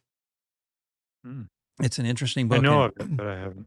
I've mentioned it a few times on the podcast because it's really important to me. And I mean, the premise of the book is really important to me. But I just saw a video on it again. Some guy, it was an athlete, I think, if I remember right. And there were all these clips of him at the gym. And he said, you got to drop your goals. Forget about your goals. You set a Mm, goal early just so you know your direction. And then you forget about it. And then from that point on, you just create a habit. It's just, mm, you just show up every day. In his case, it was at the gym. You just show yeah. up every day at the gym. All you care about, you don't think about the goal. His goal might have been to become like a basketball star of some sort, right? Mhm. And he said, forget about the goal and just show up at the gym every day. Run up and down the court every day for 4 hours or whatever it takes, and then forget about it. And then eventually, if it's meant to happen, it's going to happen. But Mm, you can't control the goal; you can only control the work, yeah. right? So, Yeah. I mean, there would obviously people will, argue that and say like, unless you visualize it, it can't come true. And um, but I think that 90% of it is that front-ended, hard work. right, Because I remember going back to the days in New York when I was a student. I remember either it was like Thanksgiving or Christmas, and I was in the studio working at Jacob's house, and he came in and he was like, "Where's everybody else?" And I was like, "What do you mean?" And he was like, "Why are you the only person here?" like it's your problem. And it was a holiday, You're like, why am and I I was getting like, yelled "Well, they're at? probably with their family." But he was pointing out the fact that like the hardest worker will get ahead, I guess, Yep. and I have to agree with him that like the person who wants it the most will get it, because that's how I've kind of seen things happen in my life. Is I see a lot of really young, super talented artists, and they're out there just like working super hard, and I just think, I don't have it in me anymore to do that kind of Hmm. hustle. Um, the thing I like about teaching online is it connects me with a smaller audience, and I know that they're invested and they want to. If the only thing I have to offer is what I know, and they want to learn it, then it's a good coming together of it's a good environment because I know that they're interested in what I have to offer, and um, it, rather than like lobbing out something on social media and hoping to influence somebody who wants to go to MoMA. Like I could honestly, to be, blunt, I could really care less if they like my work or not. And so it's that kind of like, I think when this whole obsession with trying, you don't know who your thousands of followers or however many hundreds of thousands of people you have on your profile, if you have no clue who's behind it, it's kind of like this weird, you're just throwing stuff out into the, Hmm. and I suppose it works to a certain extent, but it's better to, I think, have a tighter community. Like you're actively engaging in conversation with over 100 artists now, and so you're building a community of people that you really admire, and and is fulfilling for you because you know if anything you're building your knowledge base or whatever, and if Yeah. other people benefit from it, then great. Oh yeah, you hit it right on the head. Well, my Yeah. knowledge and just like you were saying with your students, it's I feel like I'm extending my community, you Hmm. know, and that which is really cool opportunity. Yeah. Um, just one more point to that whole goal Yeah. thing. I think to clarify for you and the audience, I think I think the risk is you're right. You have to be able to visualize it. But the risk in being obsessed with the goal is that every single day you're so slightly incrementally closer to the goal, if not stepping backwards every now and then, that it'll break you eventually. Mm. You know what I mean? It's like if you just are like, I'm going to be a famous artist in this, and I'm going to be selling paintings for $100,000 a pop in such and such a gallery Mm. in Mm. 5 years. Mm. That's all you think about. Every day that that's not happening is a day that you feel like a failure, Sure. right? Yeah. Unless you just focus on the work, and then Yeah. one day Yeah. with that goal in the back of your mind, it can Yeah. eventually can happen. The weirdest thing though is, and this is a tangent, but if you focus just on the work and you get really good, the thing that people are not aware of, and I just want to give a heads up because I think it's something that no one ever told me, Yeah. that you are embarking on becoming an entrepreneur regardless of what you understand. So try to study it a little bit early on and kind of own it. Like, Study the business side of it, you mean? yeah, like Yeah. what it means to have a, so in other words, what I didn't realize, and it's too far gone now, but basically your name is, it's so essential.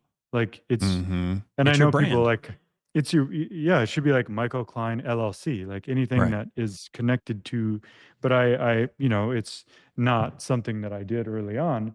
And, but you should also protect it because you can't switch your name. So in other words, like I'm no longer doing business with the people down in North Carolina, but they own basically my name, which is, it is what it is. You know what I mean? How It's is just that? I don't understand. because you search Michael Klein and it shows up, and that people will be funneled to Oh, the, you ouch. see what I'm saying? And so Yeah. it's Yeah. obviously there's other stuff in the search engine that is accessible, and that's just the marketing. But like when you engage in these things, you don't realize how your name is actually your business platform. Mm-hmm. And it's like Madonna, it's like you take it serious because your name is the thing that is like everything. Everything trickles down from your name. And I always was like humble and like, oh, you know, but they should pay you for everything that your name is attached to, basically. Oh yeah. And you You shouldn't be know what I mean? ashamed of It's it. You know, yeah. I'm gonna tell you something. It's actually kind of funny because so like you may or may not know, but I have a lot of hobbies, right? I mean, Mhm. I'm everything from sewing to Yeah, leather work I do to know. Yeah. woodwork to Uh-huh. metalwork, Yep. whatever. And I just made this cool backpack, right, for a plein air thing that I had made out of aluminum. So, and I had these tags printed that have my name on them, Mhm. right? And then when I built my van, I have my name plastered on the side of the van. And then Yep. like I put my name on anything I make, and my students always tease me about it. And I think it's funny. They can tease me all they want. I mean, they're just giving me a hard Yeah. time. And it is sort of funny that I put my name on everything that I make. But what a lot of people don't understand, I know my students do, they're just giving me a hard time, but it's not my name. It's not my name. It's my logo. Like Yeah, yeah. it is Yeah, my yeah. business, Yes. right? And you Yep. have to protect that thing. But then Mhm. also you should I don't want to go too far as to say Yeah. it's Yeah. sacred in a way, but it's not sacred, but Sure. it's like it's almost there where it's like, man, be careful with that thing, you Yeah. know, I agree. and be Yeah. proud of it at the same time, right? Yeah. Y- Yeah. You've Honor it and take care mhm. of it and treasure it. And yeah, it's not just, legally, it's the thing that everything revolves around. And a lot of people will be like, oh, that's so obvious. Okay. So let's say, for instance, Pashad Palette, that's not my name, right? That's That the was company. intentional, I'm assuming. Yeah. That's a company. But as I sell fine art, as I make original oil paintings, when those go out into the world, that's all you have is you're the creator. That's your company. That's once you own the copyright of the image, if you want to continue to make money from that, et cetera, which I've never been one to do, but that's because I'm not a good business person. Again, like, you have artists like Thomas Kincaid who that's they knew that from the get-go. That's why he was so successful. Right. You know what I mean? It wasn't by accident. He knew he worked it as far as it could possibly go. Yeah, I can't. I wish I had that kind of mind. I don't know how people do it. Yeah. There's a certain key personality trait that I think all business people have, and it's their level of tolerance for risk. Mm. You know what I mean? It's like I think Thomas Kincaid probably had to go out on a limb a lot and take a lot of risks to be able to be the highest paid artist since Picasso. But I don't Yeah. have it in me. I'm just like, no, I mean, I can take a certain level of risk, but I don't know if I'm going to buy 500,000 prints and then hire a bunch of people to touch them up for me. I'm Mm. not ready to do Mm. that. you know? Yeah, it's you have to have the mindset to expand and to Yeah. expand that kind of business model, I guess. If you're comfortable doing one painting, selling it, doing another painting, selling it, and that's your only business model, okay. But if you want to grow a little bit beyond that, then everything comes back to kind of your brand. hmm Yeah. You And know, it's it, and funny. it, I just heard myself say that about risk, and I'm like, how could any artist say that? We're doing one of the most risky careers in the world. So I yeah. guess I have some tolerance for risk, but Yeah. yeah, that's, Yeah. I huh. mean, you have to. Yeah. You have to have some or you can't be an artist. Yeah. Yeah. Yeah. Let me ask you before we end up leaving. So you've been able to develop a platform online. You do a lot of online teaching, Yeah. right? Yeah. That's nice. How's it Oh, going? it's great. Yeah. I love it. It's great. Nice. And it's so much better I mean, all the way around, it's just been a much more successful thing than a brick and mortar. I mean, there Mm. are advantages to brick and mortar for the student. I mean, Yep. that's absolutely the case. I Yep. mean, you can't replace personal contact and certainly not personal contact between the artist and the models. But with technology as good as it is today, it's been mind blowing How far you can how reach. Yeah. far they Yeah. go. Like Mm. 3 years, I've been open just under 3 years now, Hmm. and I've got students doing great paintings already. It's like, Wow. what? Yeah. And these were beginners when they started. I'm like, Yeah. how That's awesome. the technology. I never would have imagined it. Speaking of not being able to imagine your future, as you Hmm. talked about earlier, I never imagined that the technology would ever be so good that you could even have a successful online Mm. school. Yeah. Uh, so it's been great. How about you? That's awesome. I enjoy it. I'm not one to. I wouldn't say I'm very successful at it, but I enjoy it a lot. Really? I've just used Patreon, and it is what it is, and I Right, I right. haven't tried to really um, ever expand it, but I do enjoy it. It's fulfilling in the sense because the way that I do it is I do no post production. It's all live.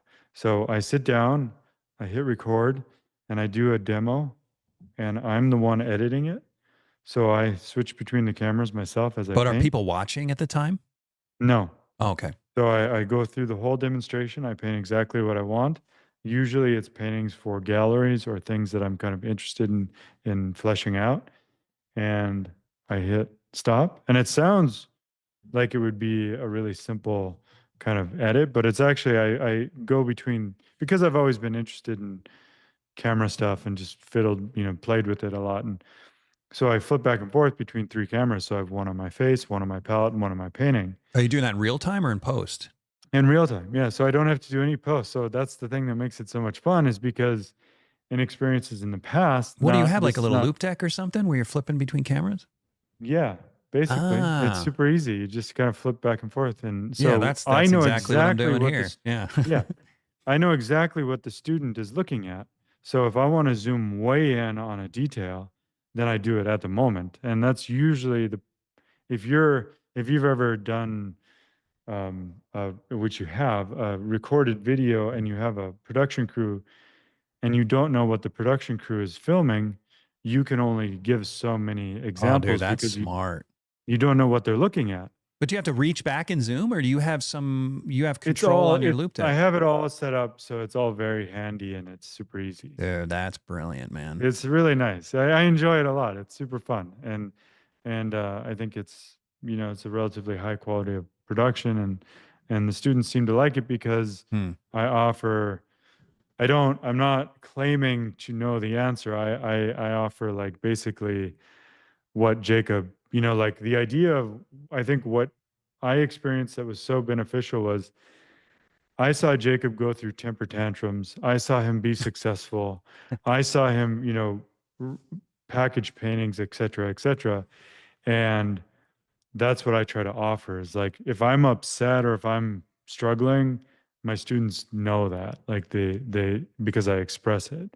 Hmm. But if I'm doing a good job and I sell a painting and it goes relatively easy, they know that too because I express it. So they really get access to, That's kind of what's, critical. yeah, Transparency is critical. yeah, yeah, I don't think it's helpful to your students to try and make yourself look like a god where right. you never have problems, everything is Yeah, just perfect.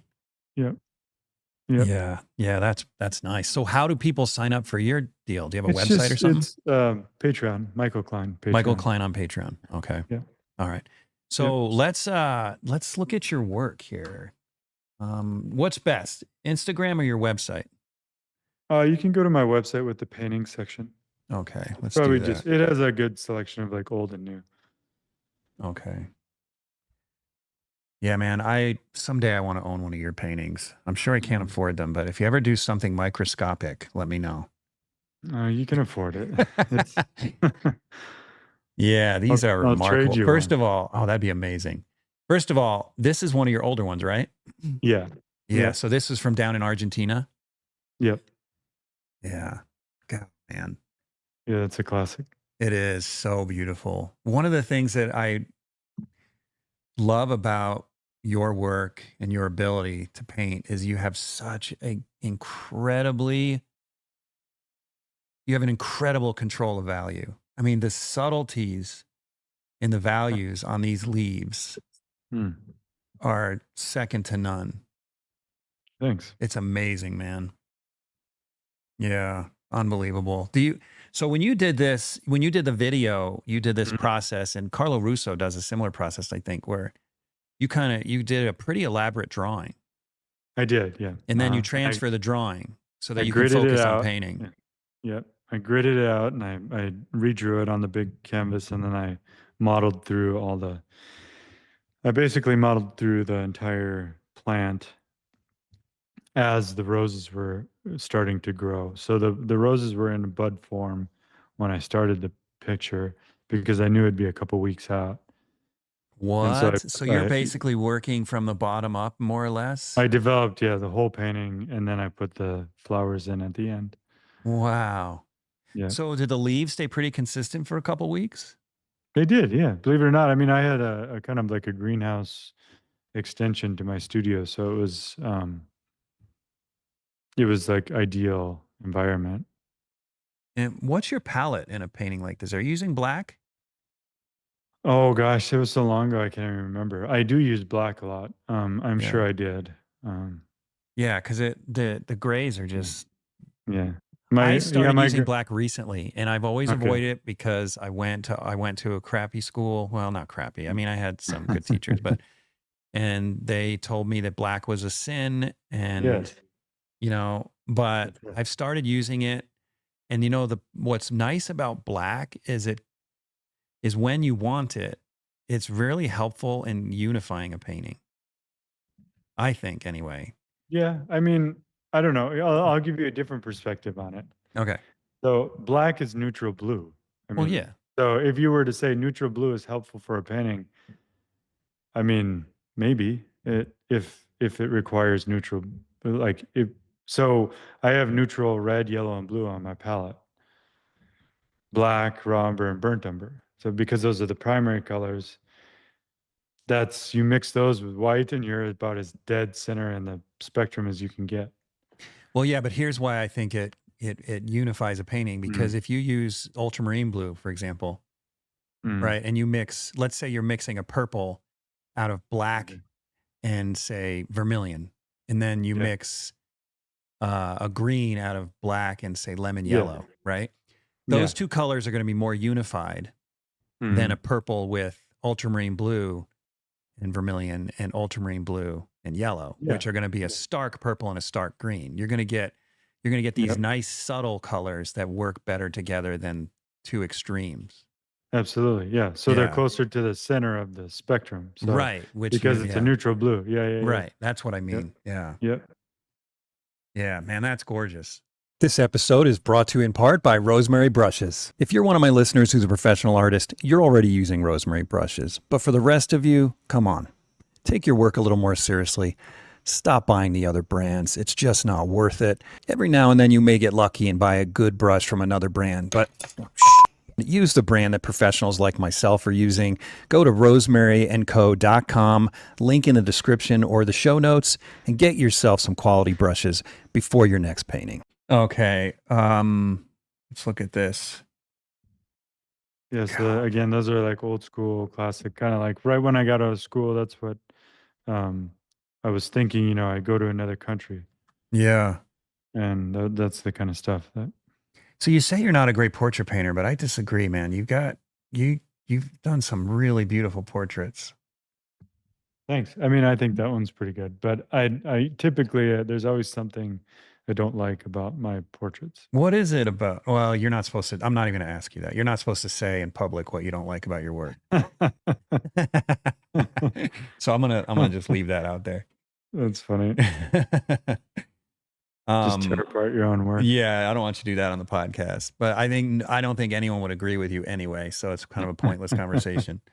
But so tell me, God, I don't know what to look at. It's all so good, man. Thanks. So, So if you um, click on the one to the right of that, which was this may be, yeah, it probably will be difficult for you. If you go to, so there was the a fit. moon scene, yeah, right there, the Oh, moon right scene. here. Yeah, yeah. So that was in this area. So that was a recent painting that I did. Is that plein air? No, it was, I was driving by that scene, and it was in the middle of the day, the cows were out, and I just remembered the composition. So I did a little study, and so most of it's invented, but then I just referenced some photo. I don't know whether it was Yeah, some that's cool, iPhone man. for the cows. Yeah. And then I incorporated that. But like the fence is made up, the house is made up, the sky is made up, everything is invented. And I mean, it's a pretty dark painting, but I do a lot of inventing in my painting. Really? Yeah, I mean, not all the time, but yeah, pretty much like I'm never painting what I'm looking at. I'm always, Not when you're doing um, flowers and stuff, though.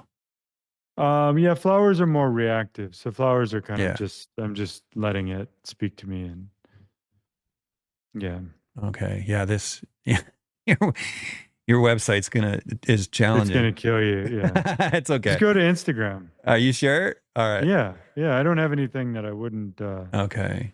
it's just not really, it's just a lot of my recent work. And Yeah, your work has changed a lot, and you're sort of experimenting with Western stuff too lately. yeah, How'd you I get did into that. that? I've watched the market for so long. I just decided I had worked with Maxwell Alexander Geller since their inception 10 years, 12, 13 years ago now. I think they've been in business 12 years. That's a great gallery. And they're just that's their, they specialize in Western art. So a majority of the traffic and collectors, that clientele that they deal with. So I did a show in 2021 for Anne Long, which was in Charleston, and it was a lot of, um, I did portraits and landscapes and florals. And for this last show with Maxwell Alexander Gallery, I did the steer wrestling as an introduction to the Western market. And it was something that I had been working on for years, and I didn't show anybody because I was kind of, I kept going back and forth if I really wanted to pursue the market or not. Being that I'm from North Dakota, there was a overlap, there was somewhat of a connection. I've spent a lot of my life on the East Coast now, but um, uh, I just have a good friendship with them, and Mm-hmm. the owner and his brother, which you've interviewed, Logan, right? You did. Yeah. Yeah.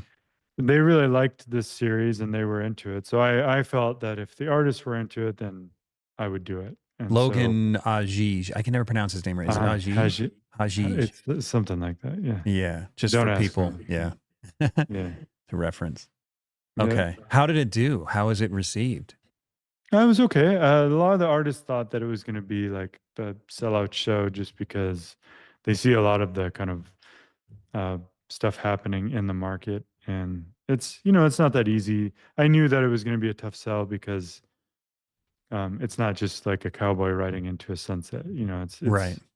It's a guy like beating the crap out of him. Yeah. It's a little different subject it's matter. it's a Yeah. little bit controversial. So, but I enjoy it. I really enjoy it because it gives me a lot of compositional um, things to play with as far as what I want to do. So yeah, I enjoy it.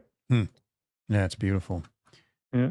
So, all right, let's see. So another, So you got the florals, which is yeah, that's we got a to look at your sort. florals because I remember when you were here visiting, Mhm. you had Yeah. said you, what did you say? The girls, dude, did I ever tell you this? All the girls at the studio were pining over you, man. When you left, everyone was just like, "Oh, Michael Klein, he's so the romantic." I'm like, the "Come young on, man." the young hunk. Yeah, no, that's funny. But it was what you said. They You would had never worked do on that now. you had worked on someone's work, and you were sitting down and you were talking about and I made some joke which was Yeah, probably totally insensitive about flowers, and you were like, "No, flowers are they're beautiful and they're that's sensitive," and funny. you were very in your very soft sort of Sure, manly sure. voice, right? Like all these girls are just going, "Oh my gosh, he loves flowers. He's so." it was That's it super was funny. funny. You probably had no idea after you left. That's really funny. Yeah. But you are king of flowers. I mean, I that's mean, there's so if you look at the one, I could talk about the not the self portrait. Go down a little bit to your left there, this the one garden here. scene. Yeah. Yeah.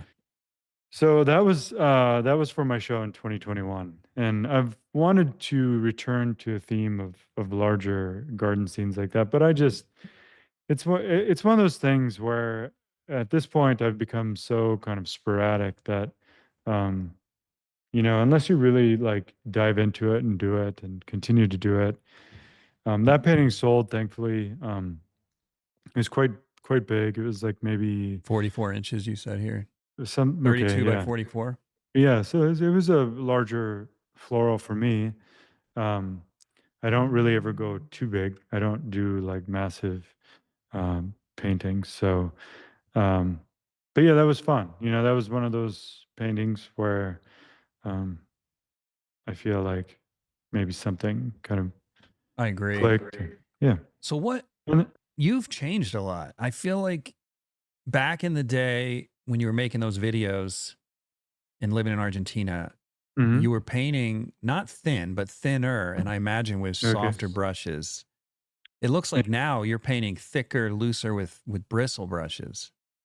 Well, I paint thicker and looser, but I still use actually, strangely, I use a synthetic brush, which is kind of soft. It's Yeah. I really beat the hell out of them, so it's I load a lot of paint in them, and I scrub a lot with them. So What's the I, brush? Not that that's going to make anyone it's an artist. I'm just curious. no, it's my set from Rosemary and Company. It's a synthetic round, basically. Okay. Um, it's just it's not, I didn't invent it. It was just, they put my name on it. Right. What it used to be actually was a pastry brush, which is the weirdest thing. Really? So in I don't even know what England, that is. well, in England, there was cake decorators that did art on the cake in a like an old way, I guess, and they needed a professional kind of. They're not even super expensive. They work well for whatever reason. They work well, and Hmm. a lot of people like them. You may not like them, but they're a synthetic round that can take a beating, and it's I've gravitated, and that's been the biggest shift because back in the day when um, I stopped studying, I switched brushes, and Richard Schmidt and Jeremy Lipking and everyone was using the Lang nickel brushes. Right. And I made a conscious decision to switch at another point in my career. I can't remember when it was, but I switched to these synthetic brushes, and it's been a while on that. And I probably just don't switch now because I have my name on them. But Hmm. um, yeah, There you go. Your name again. You got to be careful what you put your name right. I on. Now know, you're right? forever stuck with that brush. Yeah. Well, you can tell a difference. I mean, Yeah. your work was so not tight's not the right word. So refined now, but now there's more energy in it, more Yeah, it's looseness, more different. It definitely is boldness. different. Yeah. Yeah. It's a little bit more chaotic, a little bit more sporadic, I guess. Yeah. And Um, uh, obviously you're doing this intentionally, so you must enjoy this process more. I don't know how intentional it is. I've allowed myself to become more comfortable with my character, I guess. So if Okay. I'm if my life is kind of chaotic and sporadic and whatnot, then my art probably should mimic that. If you try to make me paint in the lines, then you're forcing me to do something I'm not entirely comfortable with. That's so when you left Grand Central, do you think that the first set of paintings you did was sort of like before you were able to shed the residue of your Yeah. Mhm. education? Yeah, it was a transition period. I mean, it was definitely um and maybe it was some people liked that work better, but as far as I think, yeah, it's an interesting kind of psychological thing to look into. I mean, maybe they're bad habits. I don't know, but whatever it is, it's more real. So this is you feel like what you're doing now is if you had known It's better, you probably would have done it from day one. I don't know if I would say if I had known better, but if you look at the career of anyone, just towards the end of their life, if they're not doing what they love to do, um, I don't know. They probably just didn't have a strong enough voice. I think Oh, of no. Hmm. um, like Monet's work, or that just they started out in kind of this box, and then they kind of broke free of it and did what they wanted to do. You know, I think it was Stephen Bowman. You'd mentioned him earlier, but I think Mm, it was him that posted a couple years ago a Rembrandt's early painting and a mm, Rembrandt's later painting. yeah, And he asked people what one was better yeah, and interesting. why. Yeah. And I've always wondered, but you're actually proving me wrong. But I had said something on the post that I was suspicious. I don't believe it. Mm, You can't know mm, these things, right? But I was suspicious that Rembrandt was getting tired. Like mm, that toward the later in his life, that he was just like, I just don't want to deal with detail anymore. I just want to mm. enjoy this. Just like I'm kind of exhausted with the labor of painting. I'm Yep. just going to paint for fun and enjoy it. Yep. I got a lot of heat for that comment. Mm, Like, yeah. no, he's being more brilliant. He's more, I don't know, Sure. whatever. But I don't see Yeah. those things as mutually exclusive. Like, Yeah. right? Well, what I think happens is I think life happens, and you go through different states throughout your life, Yeah. right? And so I think the work should reflect it. I think that art should be personal enough to where, um, you know, as I was younger, I was fighting for something, pushing towards something that I wanted to do. I was very passionate about it. But now that's not in my nature to sit down and spend 3 weeks looking at like every leaf. I mean, I did it because I was kind of in that mode of working where that was just kind of a common thing. You spend tons of time sitting with nature, and it's actually kind of a luxury. Um, you know, um, I don't know. Maybe as I get older, maybe I'll go back to spending like a year on a painting or something. I don't know. I think there's different stages Mm-hmm. in your life, and it definitely your work should reflect kind of where you're at in life, Yeah. and so yeah. It's interesting that your trajectory is so similar to Rembrandt's in that way. That Mm. you're loosening up, getting more chaotic, as you put it. I don't know. Yeah, I don't know. It Never really is. I mean, you don't thought about paint like Rembrandt necessarily, right. but you're going through a similar path. Yeah. Hmm. Hmm. All right, let's just look at a couple more here. We're probably up to like 2 hours. This has been a great conversation. I really appreciate it. Well, But I appreciate it. We can whenever you need. This is Travis. So this is in the collection. So oh, that this it's is going to be Travis hard Shaw. to. Okay. So Yeah, I was Travis like, was that a big doesn't look like your influence. work. Travis is a big influence on me because he was and kind of like an elder student when I was studying, and I just love his work. That's Yeah, in it's so France. good. He's so good.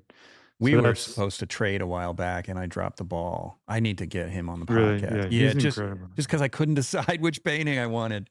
You should get him on the podcast. That'd be great. He's on my Yeah, list. He's yeah, he's yeah, yeah. exceptional. But yeah, that didn't look like your work. That's why I pulled it out. I'm like, this is different.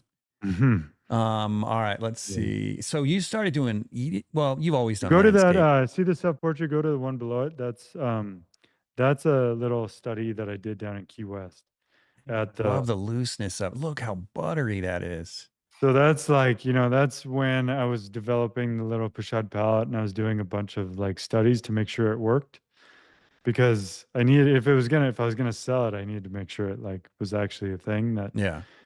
And so I was sketching on the balcony of. They have this beautiful restored home. It's one of the nicest properties in Key West. It's pretty phenomenal.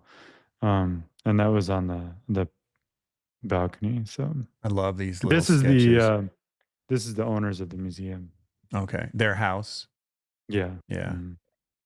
Man. Yeah. Man, you really captured the light in that. And thanks. Yeah, and we'll And look you're at this here too. See, yeah. yeah, you don't like it? Oh no, no, no. I was just Oh, gonna. okay. Sorry, I was gonna talk about something. I was gonna ask you about your landscape painting actually, but Oh, we can yeah. stay. Well, yeah, feel free, but I just want to comment on this again. Like I think you're a magnificent portrait painter. That's gorgeous. Is that done from a mirror or from No, actually, it's from a video. I just No way. I set up a camera and turned my head and selected a still from it and painted it. Oh, no way. I've never heard of anyone doing that. That's pretty cool. Oh, so I was going to Yeah. ask you about, yeah, so we'll go into the landscape conversation here. Yeah. Yeah. So you I don't remember you doing a lot of landscapes, but you seem to be doing a lot more of it. During so we lived on the Cape for 2 years while this museum was being built, and I did a lot of stuff on the just every day. I would basically go out and paint outside. It was really fun, and it was Man, also during it yeah. was during COVID, and I would just get out, and there was a private beach. No one was out there, and it was really really nice. And these just one sitting paintings? No, no, it's multiple. Oh, it is multiple? Yeah. That's what I'm trying to figure out. I haven't done a multiple sitting plein air painting yet, and Okay. I think that's what I need to do to get them to the next level. Sure. Maybe. Yeah. You Yeah. can also do a lot in the studio. Yeah, I've thought about that too.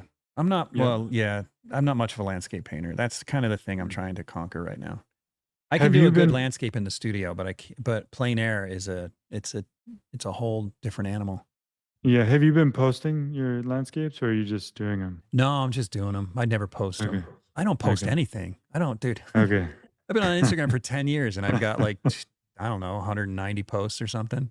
It's Oh, that's terrible. funny. I'm not a good social media person. Yeah, that's fine. Yeah. All right. Well, yeah, these are Yeah. Well, gorgeous, man. Absolutely gorgeous. And like I said, it's been an honor to have you. So if you've listened to the yeah. podcast, you know what my last question is, and that is if you could give one piece of advice to an aspiring artist, what would it be? Yeah. I mean, you got to believe in yourself. That's if you don't buy your own kind of, nobody else is going to buy it. So you have to believe in what you're doing. Yeah. You have to have confidence. You have to, someone told me you have to have a humble confidence. Hmm. And that's, you have to be humble enough to know that you're not any good. Historically speaking, you're not a Rembrandt, you're not a Da Vinci, but you have to have the confidence to be in a position where people will pay you to do what you love to do. So you have to deal with that kind of Hmm. right out. You know Yeah. what? I've had this discussion with several people over the years, and I think that a lot of people misinterpret confidence as arrogance. I think the Mm, definition of humility is being teachable, mm, not trashing on yourself, not thinking you're worthless. Like thinking you're worthless is it's yeah, just a that's form of that's it's that's just toxic. insecure. Yeah. It's toxic. Yeah. So Yeah. the people I admire the most are the ones who know who they are and how good they are at what they do, but they're also humble enough that when Yeah. they get critique, they're willing to listen because they want to continue to grow. Yeah. Right. Yeah. Yeah. Yeah, I mean, if you think about it, like we're in a different time, and even if we're some of the best painters of our time, not saying that we are, but if we are, or whoever is, you have to view that in context to the Renaissance and just like the high point of the salon of French academic art. So And it's good. pretty humbling, you know what I It mean? is So so it's like humbling. so you can't be too arrogant, No. it's just kind of, if you know what you're doing, you can't be too arrogant because you're up against some pretty phenomenal stuff, which may never be reproduced. So, Yeah. um, you know, Yeah. but yeah, That's good advice, man. Hey, thanks again for cool. doing this. This has been awesome. No, thank you. And Thanks for I having hope to get you back on at some point. me. Anytime. Thanks for tuning in to the Undraped Artist Podcast. If you enjoyed it, subscribe. And if you could, leave a comment or review. That really helps the channel. Please share the show with your friends, and if you're feeling generous, consider a monthly donation at theundrapedartist.com. Thanks again for watching. We'll see you next week.